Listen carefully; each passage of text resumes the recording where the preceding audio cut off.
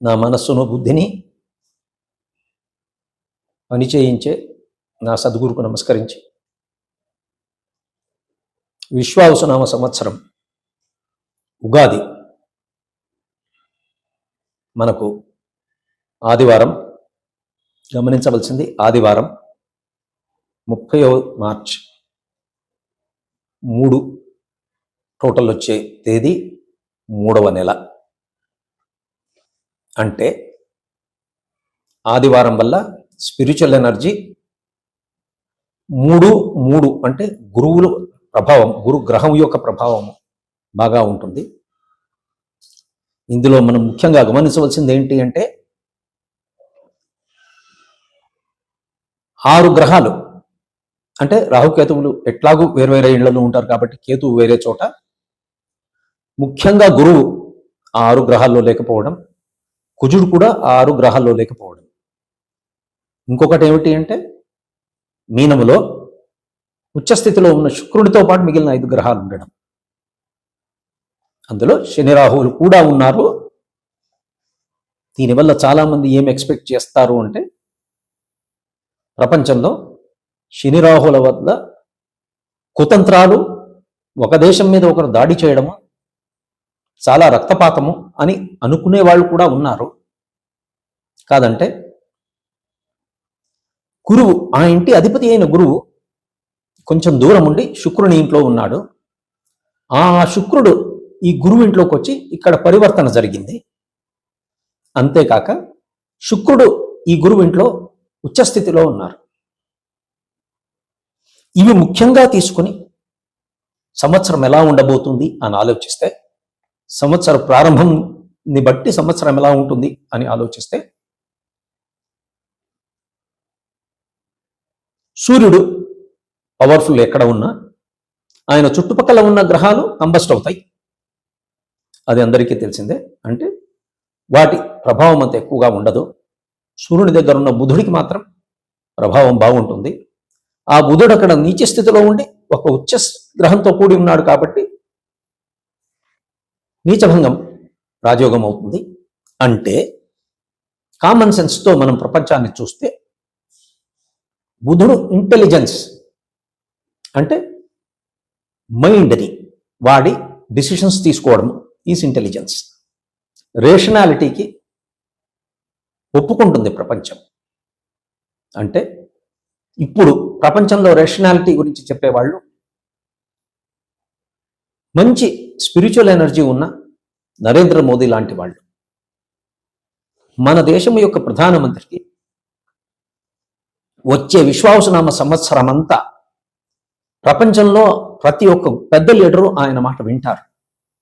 దీనివల్ల ప్రపంచంలో అలజడులు, యుద్ధాలు మోదీ ఎఫెక్ట్ వల్ల మాన్పింపబడి ప్రపంచము ఒడిదుడుకులతో ఉన్నా, కష్టాల్లో ఉన్నా,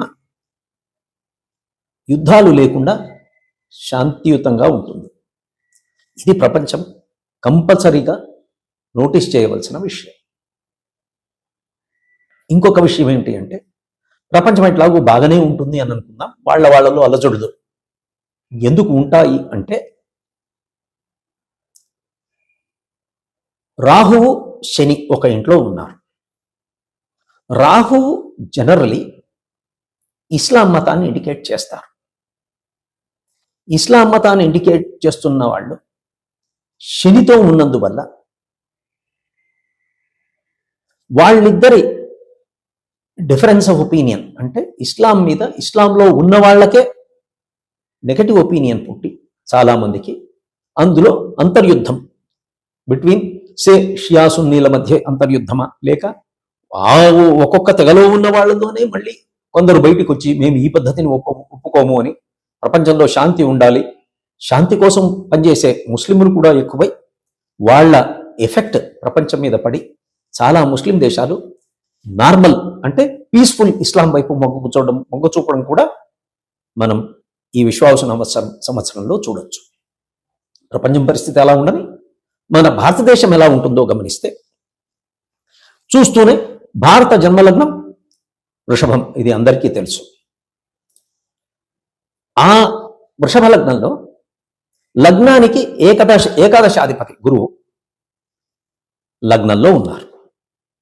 ప్రపంచంలో జాతకం ఎట్టయినా ఉండని మన మామూలు మనుషుల విషయాల్లో కూడా 11వ ఇంట్లో గ్రహము లేకుంటే 11వ ఇంటి అధిపతి లగ్నంలో ఉండడము, ఈ రెండులో ఏదో ఒకటి జరిగినా అక్కడ పరిస్థితులు ఏమి చెడవు, బాగానే ఉంటాయి అని శాస్త్రం. ఇక్కడ మనం గమనిస్తే గురువు భారతదేశపు జన్మలగ్నమైన వృషభంలో ఉండి మీనంలో లగ్నాధిపతి ఎగ్జాల్టెడ్లో ఉన్నాడు.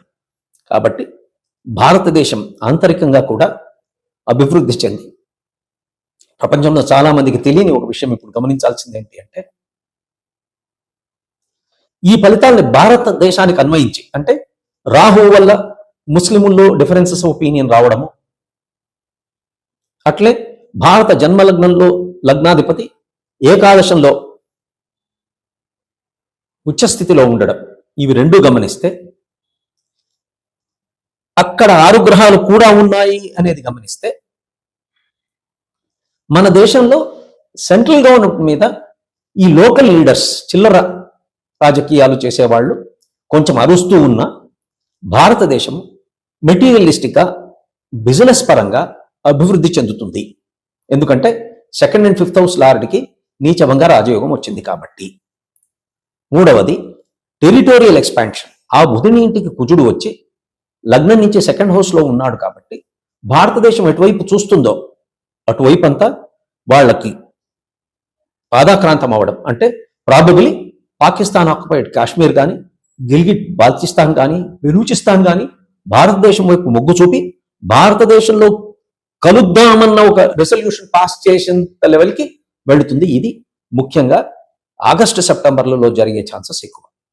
సో ప్రపంచంలో భారతదేశం యొక్క మాట వినడము మొదలవుతుంది. భారతదేశం విశ్వగురువుగా స్థాపింపబడేందుకు మొదటి అడుగులు ఈ సంవత్సరంలో పడతాయి. భారతదేశంలో కూడా Mercury 2nd and 5th house lord నీచభంగం అయినందువల్ల ఎలక్ట్రానిక్స్ లాంటి ఇండస్ట్రీస్కి, కమ్యూనికేషన్ లాంటి యాక్టివిటీస్కి భారతదేశంలో ప్రాబల్యం పెరిగి వాటి నుంచి భారతదేశానికి ఇన్కమ్ కూడా చాలా బాగా వస్తుంది. అంటే భారతదేశంలో ఉన్న సాఫ్ట్వేర్ రంగం ఈ సంవత్సరంలో చాలా డెవలప్ అవుతుంది. భారతదేశంలో ఉన్న ఎలక్ట్రానిక్స్ మ్యానుఫ్యాక్చరింగ్ రంగం చాలా అభివృద్ధి చెందుతుంది. అంటే ఇప్పుడున్న దానికి 2 రెట్లు 3 రెట్లు అయ్యే ఛాన్స్ ఈ నెక్స్ట్ 1 ఇయర్లోనే ఉన్నది. అండ్ గ్లోబలీ మన దేశానికి ఈ డాలర్ పెరుగుతూ పోతూ ఉండేది గమనించవచ్చు, బంగారు కూడా పెరుగుతూ పోతూ ఉండేది గమనించవచ్చు. ఇండియాలో ఉన్న బంగారు నిల్వలు అవి ఉపయోగపడి భారతదేశానికి ఒక రెస్పెక్టబుల్ స్టేటస్ కూడా తెస్తాయి. అంతేకాకుండా ప్రపంచంలో వీళ్ళ ఇంటెలెక్చువల్ వాల్యూస్కి, ఇంటెలెక్చువల్ ప్రాపర్టీస్ ఏవైతే మనం పేటెంట్ రిజిస్ట్రేషన్స్ అవన్నీ ఉన్నాయో, ఇండియన్ పేటెంట్స్కి వాల్యూ ఎక్కువ వచ్చి దాని బిజినెస్ వాల్యూ కూడా ఎక్కువై భారతదేశపు కమర్షియల్ ఆర్గనైజేషన్స్కి ఆర్ స్టార్టప్స్ కానీ, పబ్లిక్లీ లిస్టెడ్ కంపెనీస్కి కానీ గ్లోబల్ వాల్యుయేషన్ పెరగడం మనం చాలా ఈజీగా గమనించవచ్చు. ఇందువల్ల ప్రపంచంలో అన్ని దేశాల కన్నా భారతదేశం ఈ సంవత్సరం చాలా సుభిక్షంగా ఉంటుంది. సరే, ఒక ఇండివిజువల్ జాతకాలకు వస్తే ఎవరి జాతకం ప్రకారం వాళ్ళు భారతదేశంలో ఉన్నప్పుడు జనరల్గా భారతదేశం ప్రాస్పరిటీని చూస్తుంది. Software and intellectual oriented industries will expand and grow. Trade and commerce also will grow. ప్రపంచంలో చాలా మంది ఇండియాలో మ్యానుఫ్యాక్చరింగ్ ఇంట్రెస్ట్ చూపించి ఇండియాలో ఇండస్ట్రీస్ పెట్టడము జరుగుతుంది. దీనికి కొన్ని బిలియన్ల డాలర్లు ఫస్ట్ 3 నెలల్లోనే, అంటే ఏప్రిల్, మే, జూన్లలోనే ప్రపంచం నుంచి చాలా చోట్ల నుంచి భారతదేశానికి ఇన్వెస్ట్మెంట్ రావడం కూడా మనం గమనించవచ్చు.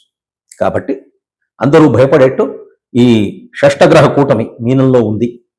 అంటే ఏదో యుద్ధాలు వస్తాయి, ప్రపంచం పాడైపోతుంది అని భయపడక్కర్లేదు. ప్రపంచం మంచి మాట వింటుంది ఈ సంవత్సరం అంతా.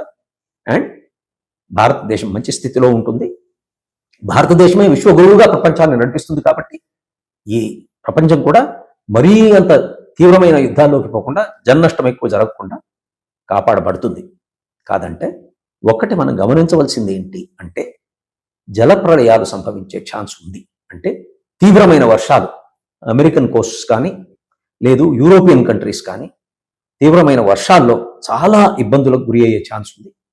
దీనికి వాళ్ళు ముందే జాగ్రత్త పడితే కొంచెం వాళ్ళు రక్షింపబడవచ్చు. జాగ్రత్త పడ్డము అంటే ఇంకేమీ లేదు, సరి అయిన దేవుణ్ణి ఆశ్రయించి ఆయన్ను ప్రార్థన చేయడమే. వీళ్ళు అనుకున్నారు ఏదో గుడ్డిగా ఈ మతం ఉంది కదా అని ప్రార్థన చేయకుండా ఈ నీళ్లకు అధిపతి అయిన వరుణుని కానీ, వరుణ సంబంధించిన జపాలు యజ్ఞాలు కానీ చేస్తే అక్కడ వరుణుని వల్ల అవకతవకలు అవాంతరాలు ఏర్పడడం తగ్గుతాయి. కాబట్టి ఇది ప్రతి యూరోపియన్ ఆర్ అమెరికన్ కంట్రీస్ కానీ గమనించి దీన్ని పాటిస్తే అవి చాలా బాగా రక్షింపబడతాయి. ఇది వచ్చే సంవత్సరానికి మన జ్ఞానుడైన జ్యోతిష్కుల సూచనలు నామకంగా చెప్తున్నాం. జై గురుదేవ్.